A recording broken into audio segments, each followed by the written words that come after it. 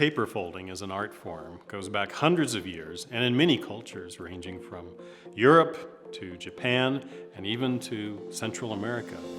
But the deepest roots of the modern art come from Japan. And so we use the Japanese name for the art. It comes from oru, meaning to fold, and kami, meaning paper. So it literally means folded paper.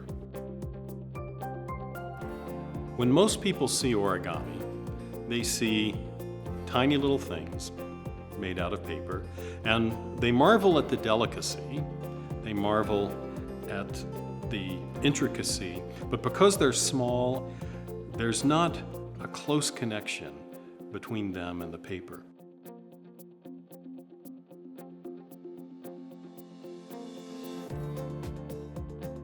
Origami in the garden takes origami to a new scale. It's very large and also makes it approachable because now people can walk up to the art, they can touch it, they can feel it, they can look at the folds in the metal that exactly replicate the folds in the paper. And so I think it establishes new connections and deeper connections between the observer and the art itself. My first exhibition of my work with an origami theme was the crane unfolding. Crane unfolding is really what launched the series. I was invited to exhibit the piece at the Origami Festival in Houston, Texas, and someone said, "You've got to meet Dr. Robert J. Lang." In 2008, I met Kevin Box. I was coming to town, he sent me a note and suggested we got together.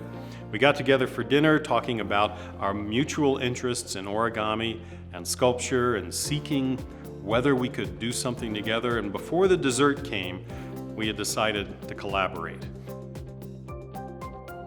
My background is in printmaking and papermaking and graphic design, but I wanted to create something more durable. I wanted paper to have a more archival character to it. And so I began studying sculpture, bronze casting, and different fabrication techniques that used metal. A little over 5,000 years ago, someone had the brilliant idea of mixing copper with tin and some other alloys and melting it at 2,000 degrees, and voila, we have bronze, cast bronze, molten metal poured into ceramic shells. Whoever thought of this is beyond me, whoever had this inspiration to melt these different metals together and create bronze. But they did, and ever since then we've been playing with the same set of rules, the same parameters. I employ the lost wax process of casting, and sometimes I employ lost paper because paper and wax both will burn away. Casting is a very simple 35-step, 12-week process on a good day, if everything goes right. It's expensive, it's labor-intensive, it's time-consuming, but it does result in a product that really has a durability and a strength to it. What's exciting about origami is each piece begins with a single uncut square of paper. To me, that's a great metaphor for life and in a moment or in a day or in a circumstance. What we do with that is really what defines us. Origami in the Garden captures the delicate nature of this paper art form in large-scale outdoor sculpture.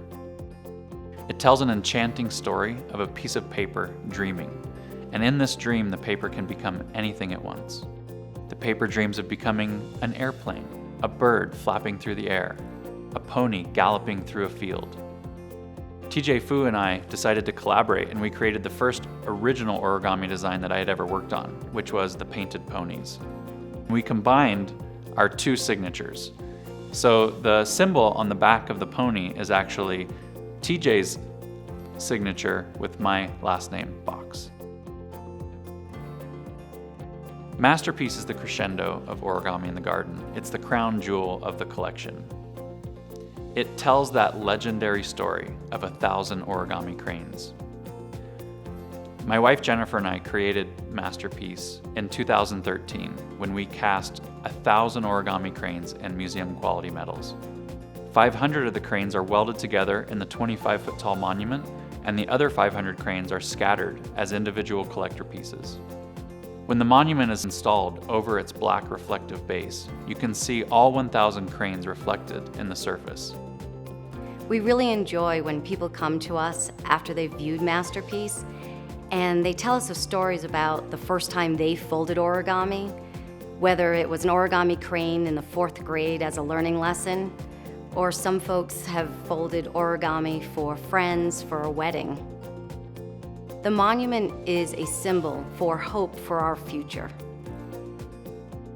I use origami as a symbolic aspect of my work, as it can really design and develop a sense of who we are on the outside, or a form or a shape or an animal that we recognize. But if you unfold any origami design, inside the paper has a memory for every crease, and to me that's inspiring, and it reminds me of the design that's beneath the surface of things. The crease patterns that most people are familiar with are prints. They're drawings. They might have created the crease pattern as part of their design process, or might have created it as a secondary artistic expression. But because they're drawings, they're an idealized abstraction. When we take an actual folded origami object and unfold it to get the crease pattern, then the lines that we're seeing are the actual folds. There's a level of authenticity and realism in the unfolded and cast crease patterns that we don't get in an idealized drawing. The beautiful metaphor of origami for me is that it all starts with a simple uncut square. I just manipulate the paper and I could create not just one, but a huge variety of different shapes. Whether you're an artist or a musician or a writer or a mathematician, we all start with a blank piece of paper. That's still a big part of the appeal, that in every sheet of paper there is implicitly a wide variety of potential forms that it can take on merely through folding and manipulation. We begin with the same blank square, and it's our decisions and our choices and our folds into the surface that determine the outcome.